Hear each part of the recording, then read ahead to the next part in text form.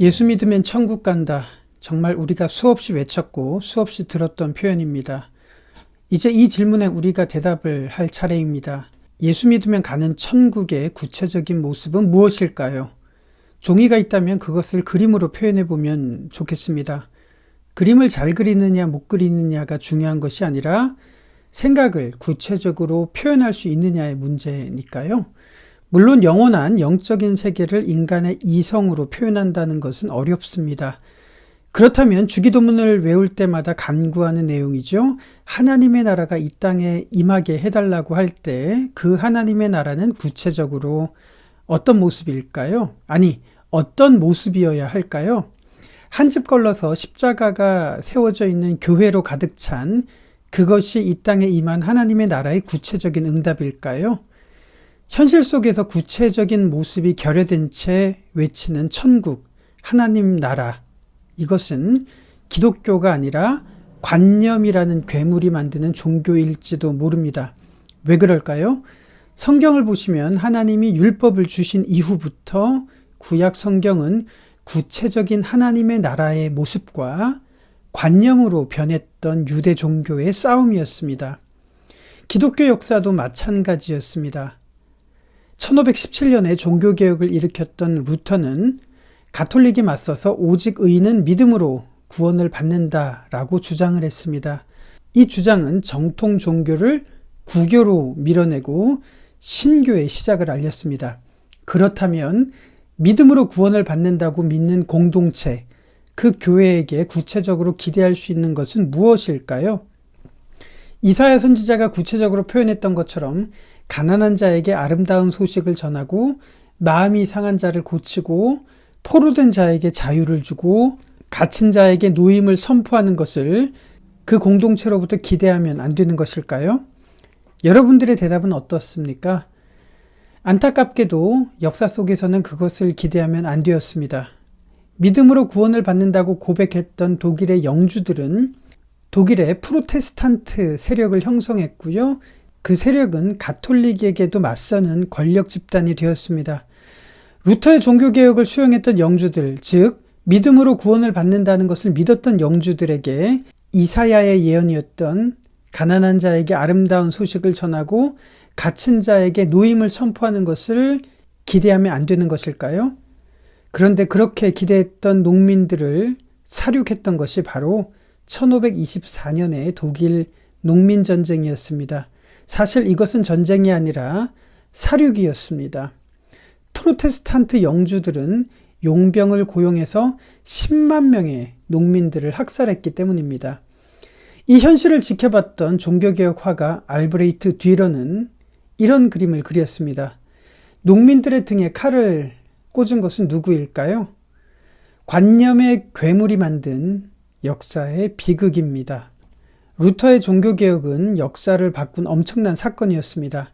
그러나 현실 속에서는 관념으로 변해가고 있었습니다.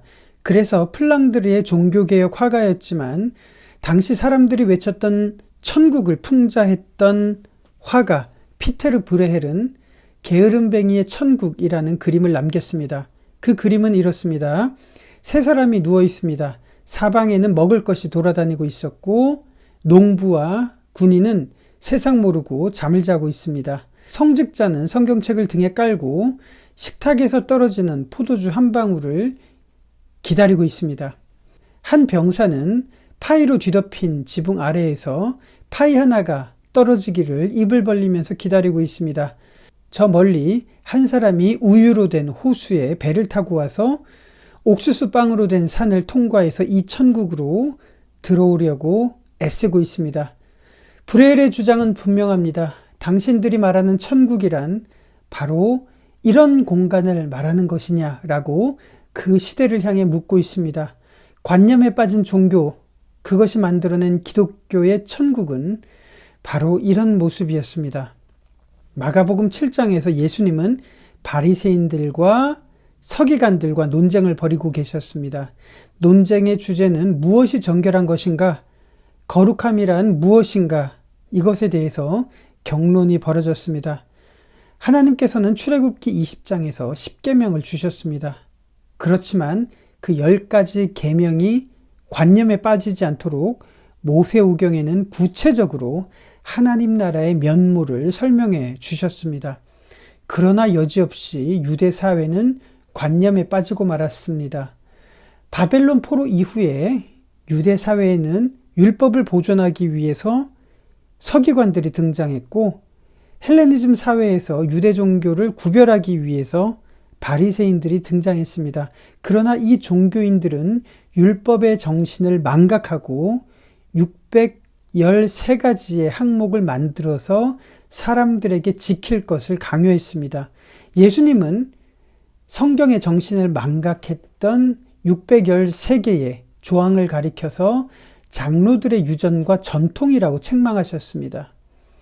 마가복음 7장 오늘 본문을 가만히 읽어보시면 예수님이 말씀하신 거룩함과 정결함, 이것의 구체적인 표현은 한 사람 한 사람을 내 몸처럼 사랑하고 존중하는 환대, 그 모습이었습니다.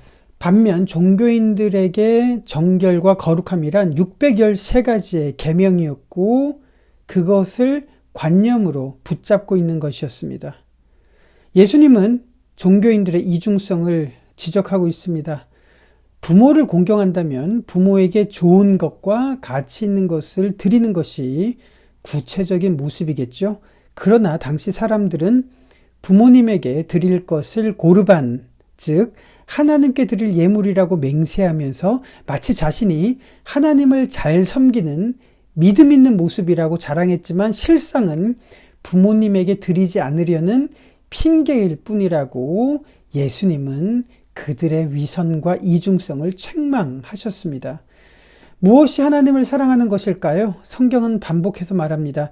지극히 작은 한 사람에게 냉수 한 그릇을 대접하고 내가 원하는 것처럼 남에게 대접하는 것을 사랑이라고 구체적으로 말합니다. 그러나 관념에 빠진 것은 예수님 앞에 종교인들은 물론 현재의 우리들의 모습과 크게 달라 보이지 않습니다. 찬양에 감정적으로 반응하거나 기도할 때 더 큰 목소리를 내는 것, 이것이 믿음의 척도가 아니라 지극히 작은 자에게 하는 환대, 그것이 믿음의 구체적인 행동이기 때문입니다. 하나님은 사랑이십니다. 그렇지만 왜 이 세상에서는 하나님의 사랑이 느껴지지 않을까요? 우리가 관념에 사로잡혀 있는 한 사랑의 하나님은 이 세상에 나타나지 않을 것입니다. 마치 올리버 트위스트에서 굶어 죽어가는 아이들이 모인 식당 벽면에 하나님은 거룩하시다 라고 써붙인 영국 교회의 현실처럼 말이죠. 오늘 여러분들에게 연결할 내용은 해밍웨이가 미국 문학의 시작이 되는 작품이라고 했던 마크 트웨인의 허클베리 핀의 모험입니다. 19세기 중반에 미국은 독실한 기독교 국가였습니다.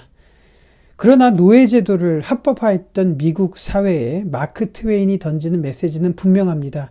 하나님이 사랑이시라면 사랑의 구체적인 모습은 교회에 다니고 야외마다 부흥 집회를 여는 것이 아니라 노예제도를 폐지하는 것이라고 말합니다. 허클베리 핀을 양자로 삼았던 더글라스 부인의 여동생 왓슨 부인은 가난하게 자란 허클베리 핀을 기독교인으로 만들겠다면서 온갖 잔소리를 해댑니다. 그때 허클베리 핀은 이렇게 말합니다. 왓슨 아줌마는 이렇게 말했다. 허클베리, 그 위에 발 올리지 마라. 허클베리, 그렇게 저벅저벅 걷지 마라. 허클베리, 똑바로 앉아라. 하고 말하곤 했다. 그러고는 얼마 안 있다가 허클베리, 그렇게 하품하고 기지개를 켜지 마라. 허클베리, 점잖게 행동하려고 노력해라. 이렇게 연이어 잔소리를 해댔다. 그러고는 온통 지옥 이야기를 했다. 그래서 나는 지옥에 있었으면 좋겠다 라고 말을 했다. 그러자 그녀는 화를 냈다. 왓슨 아줌마는 그렇게 말해서는 안 되는 거라고 했다. 자기는 천국에 가기 위해 살고 있는 거라면서 말이다. 그런데 왓슨 아줌마가 가는 곳으로 가봐야 이로울 게 없을 것 같아서 천국으로 가려고 애쓰지 않으리라 마음을 먹었다. 이것이 허클베리 핀이 묘사하는 당시 전형적인 기독교인들의 모습이었습니다. 지옥이라는 관념을 생각하고 그것을 되뇌이면서 살아가는 것이 과연 올바른 그리스도인들의 모습일까요? 그들이 말하는 거룩함일까요? 공교롭게도 이 왓슨 아줌마로부터 도망친 흑인 노예 짐과 허클베리 핀이 뗏목을 타고 가면서 겪는 이야기가 허클베리 핀의 모험의 주요 스토리입니다. 이 스토리 위에 마크 트웨인은 당시 관념에 빠진 기독교 사회를 풍자하고 허클베리 핀을 통해서 자신의 마음을 표현합니다. 이 시기는 도망노예법이 제정된 사회였습니다. 1850년에 통과된 도망노예법은 노예가 주인의 학대로부터 견디지 못하고 도망쳤을 때 원래의 주인에게로 돌려줘야 한다는 법이었습니다. 그래서 흑인 노예 짐과 함께 도망쳤던 허클베리 핀의 갈등이 바로 이것입니다. 법대로 한다면 흑인 노예였던 짐을 왓슨 아줌마에게 돌려보내는 것이었지만 개인의 양심은 노예 제도가 폐지된 주로 짐을 보내는 것이었습니다. 사회의 법과 개인의 양심 사이에서 고민하는 이 부분을 여러분들에게 연결하도록 하겠습니다.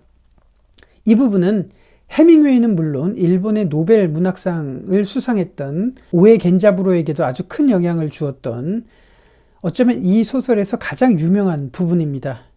관념에 빠지는 것이 아니라 그리스도인의 양심으로 고민하며 살아가시는 분들이 더욱더 많아지게 되시기를 소원합니다. 나는 검둥이가 탈출하는 것을 도왔다는 것이 알려지면 사회에서 어떤 일을 겪을지 잘 알고 있었다. 그렇지만 짐을 왓슨 아줌마에게 돌려보내서 그가 당해야 될 고통을 생각할 때 나는 차마 그렇게 할 수 없었다. 이 일을 곰곰이 생각할수록 점점 더 양심이 나를 괴롭혔다.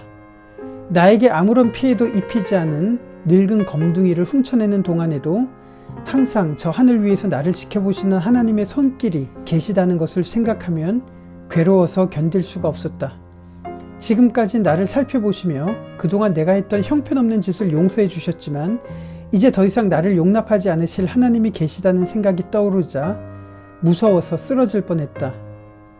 원래 나는 형편없이 태어나서 자랐으니 흑인 노예가 자유를 얻도록 하는 것이 꼭 내 잘못만은 아니라고 스스로 타일러서 위로를 얻으려고 했다.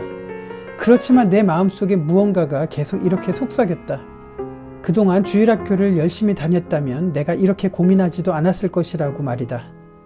왜냐하면 주일학교에서는 이 검둥이 노예를 위해 이런 행동을 한 나 같은 사람들은 영원히 지옥불에 떨어진다는 것을 가르치고 있으니 말이다. 이렇게 생각하니 온몸이 부들부들 떨려왔다. 그래서 나는 가까스로 기도할 결심을 하고 내가 지금보다 더 나은 아이가 될 수 있는지 고민했다. 그래서 나는 무릎을 꿇었다. 그런데 기도가 나오지 않았다. 왜 기도가 나오지 않는지 그 이유를 나는 잘 알고 있었기 때문이다. 내 마음이 진실하지 않아서 그렇다. 내가 주일학교에서 배운 대로 했다면 이런 고민은 하지 않아도 된다는 것을 잘 알고 있다. 죄를 단념하는 척 하면서도 마음속 깊은 곳에는 죄에 매달려 있기 때문이다. 입으로는 올바른 일, 즉 검둥이가 있는 곳을 알리겠다고 하면서도 마음속 깊은 곳에서는 그게 내 진심이 아니라는 것을 알았기 때문이다. 그것을 하나님도 알고 계셨으니 기도가 제대로 나올 수 없었던 것이다. 나는 왓슨 아줌마에게 짐이 어디에 있는지 알리는 편지를 썼다.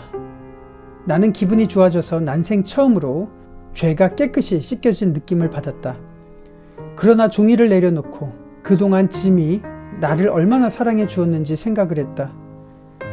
그러자 몸이 부들부들 떨렸다. 내가 무엇을 선택해야 할지 나는 이미 알고 있었다. 그래, 좋아. 그렇다면 나는 지옥으로 가겠어. 그리고 편지를 박박 찢어버렸다.